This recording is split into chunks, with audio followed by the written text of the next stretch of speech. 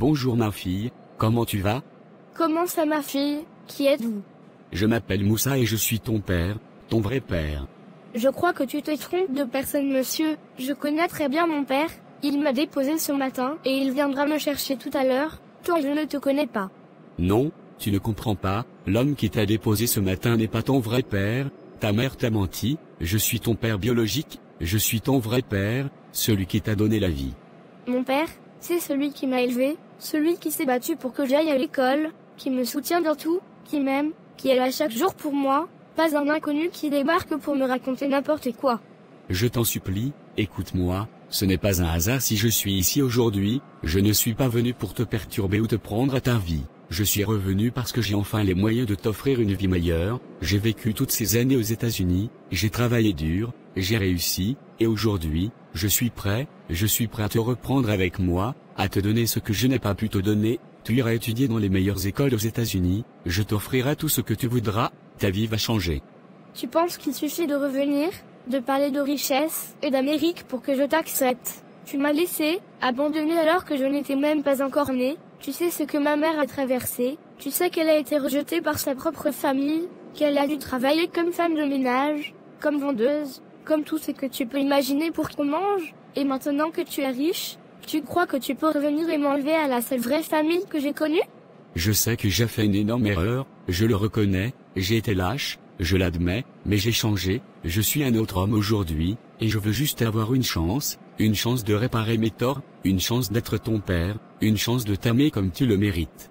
Tu n'es pas mon père, c'est celui qui est là depuis le début, celui que j'appelle papa depuis que je suis petite, et il m'a promis qu'après mon bac, je partirai au Canada pour continuer mes études, et je partirai avec lui, pas avec toi.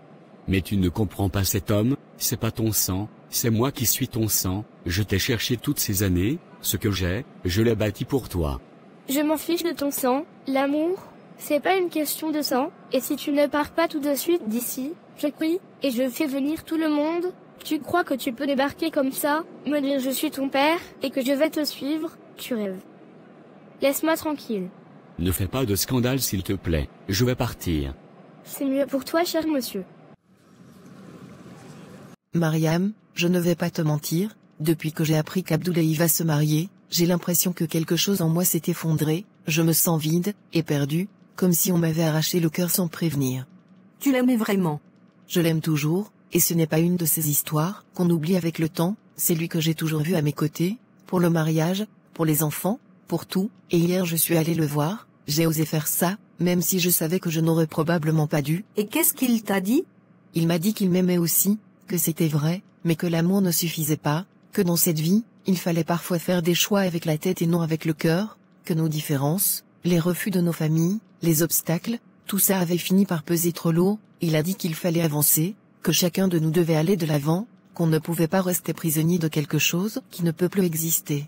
Médina, je sais à quel point c'est douloureux, ce genre d'amour, on n'en vit pas deux fois, mais tu dois penser à toi maintenant, à ton présent, à ton mari, tu ne peux pas rester enfermé dans cette histoire, ça ne te mènera qu'à plus de douleur, tu dois te reconstruire, même si c'est lent, même si c'est difficile, Abdoulaye a choisi son chemin, à toi de construire le tien, pas de vivre dans l'ombre du sien.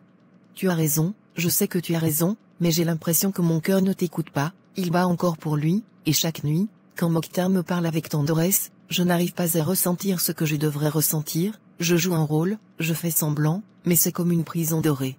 Et pourtant, ma chère sœur, tu ne peux pas imaginer à quel point la vie est pleine de surprises. Regarde-moi, tu sais qui est venu hier à ma boutique? Qui est venu? C'est Moussa. Moussa, le père de ta fille, tu plaisantes? Non, il est bien revenu, après plus de ces années de silence. Il est entré dans ma boutique, l'air de rien, comme s'il n'était parti qu'hier. Il m'a dit qu'il est rentré des États-Unis, qu'il a fait fortune là-bas, et qu'il est venu pour nous récupérer, moi et ma fille. Mais quel culot, après tout ce que tu as traversé, il ose revenir et te parler comme si de rien n'était, il veut tout effacer comme ça? Exactement, il m'a sorti tout un discours sur ses regrets, sur la richesse qu'il a accumulée, sur son désir de nous emmener aux États-Unis, mais je l'ai regardé droit dans les yeux, et je lui ai dit que c'était trop tard, qu'il ne peut pas effacer 16 ans d'abandon avec quelques billets verts et de belles promesses. Ma fille porte le nom d'Amidou, c'est Amidou qui l'a élevée, qu'il aime, qui est son vrai père, et je lui ai dit que s'il tente encore de s'approcher d'elle ou de notre vie, je porterai plainte. Tu as bien fait, il faut être ferme avec ce genre d'homme, il ne faut pas qu'il vienne tout détruire. Tu as aujourd'hui une nouvelle vie, un bon mari, une fille épanouie, ne laisse personne mettre ça en danger. Ne t'inquiète pas, j'ai pris mes dispositions, Moussa ne touchera ni à ma fille, ni à mon foyer, et toi aussi, Médina, tu dois prendre soin de ton mariage, même si l'amour n'est pas encore là, la paix, le respect, la stabilité sont déjà des fondations, et qui sait, l'amour peut venir avec le temps, comme une fleur qu'on arrose chaque jour. Merci Mariam, merci d'être là, merci pour ton écoute, tes conseils, ta force, je t'admire tellement. Et moi je t'aime, petite sœur, plus que tu ne l'imagines, on va s'en sortir, toutes les deux ensemble.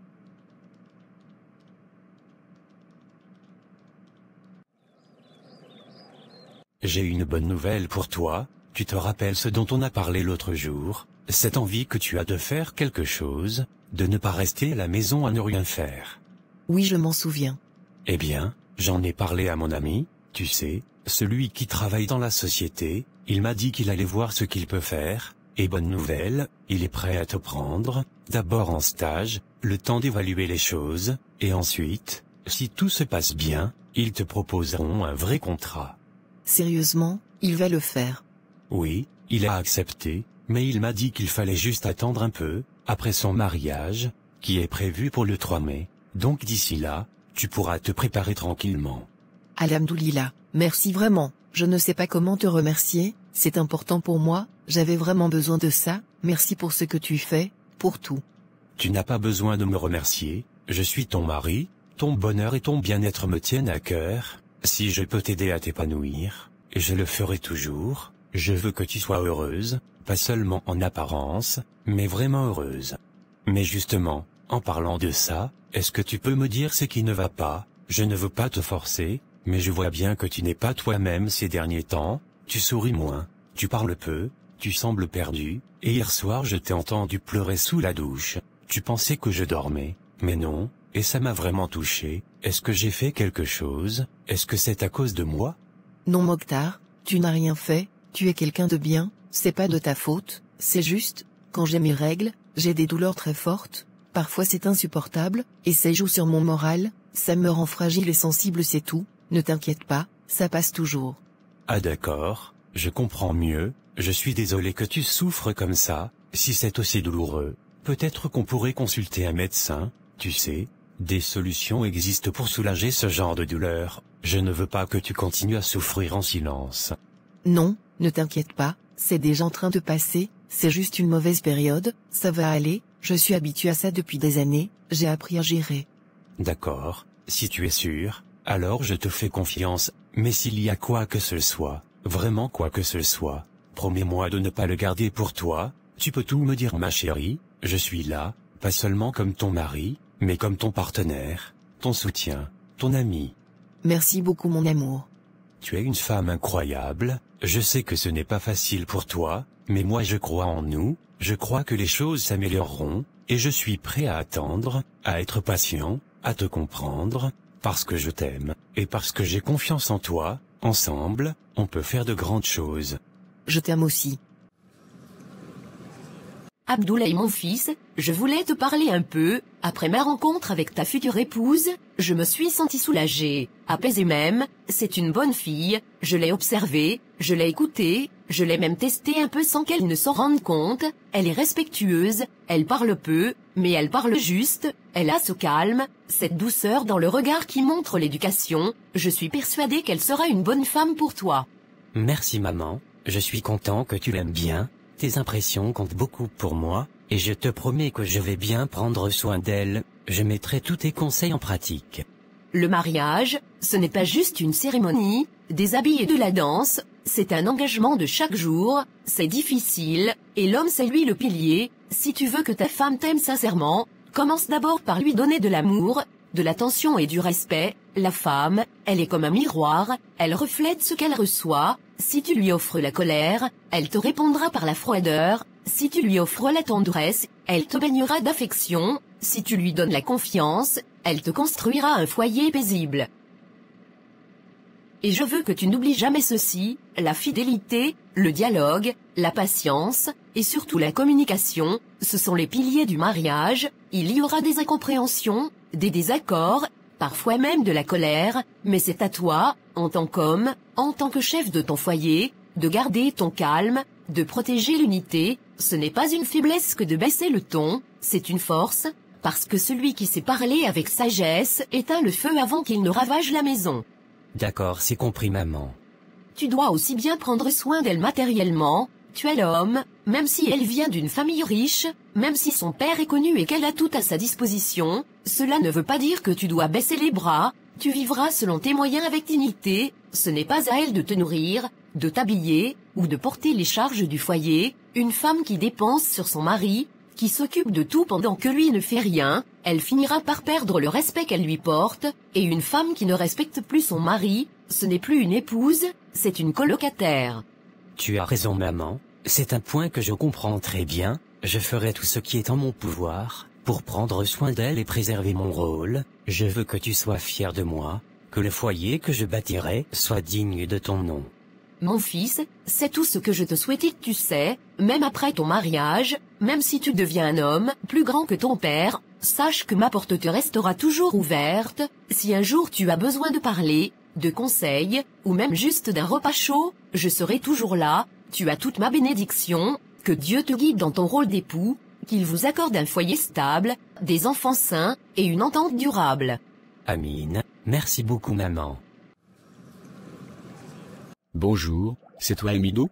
Bonjour oui, c'est moi, et vous êtes?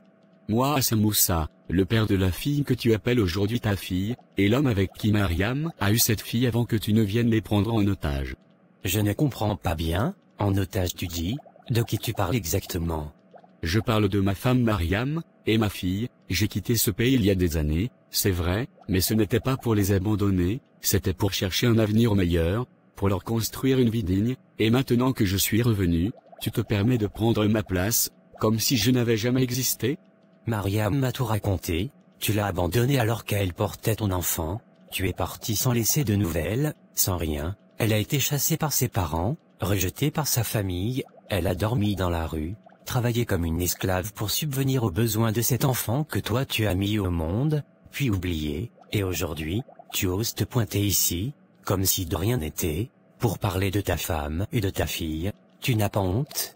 Tu crois que c'était facile pour moi? Tu crois que c'était un choix facile? Je suis parti pour nous sauver, j'ai galéré là-bas, j'ai tout recommencé à zéro, et maintenant que j'ai réussi, je suis revenu pour réparer, je veux récupérer ce qui m'appartient. Dis-moi combien tu as dépensé sur cet enfant, je rembourse tout, jusqu'au dernier centime.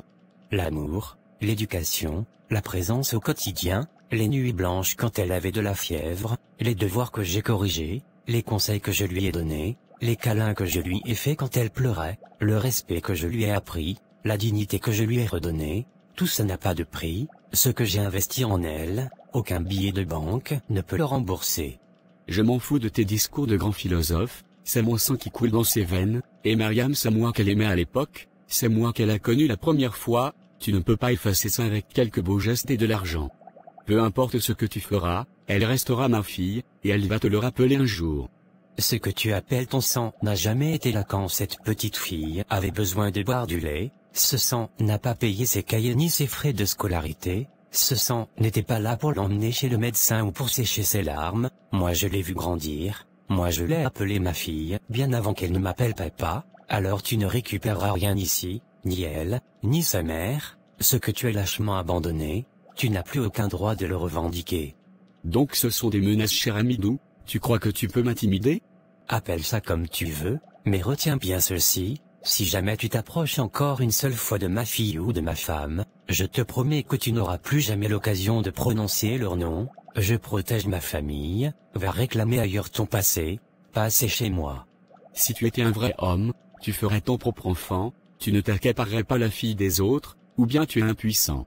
Cette fille, elle est mienne, elle m'appelle papa, et c'est tout ce qui compte, maintenant sors d'ici, je veux travailler, tu n'as plus rien à faire dans leur vie. Ce n'est pas fini, tu auras de mes nouvelles, tu ne pourras jamais me voler ce qui m'appartient, je vais te montrer qui je suis.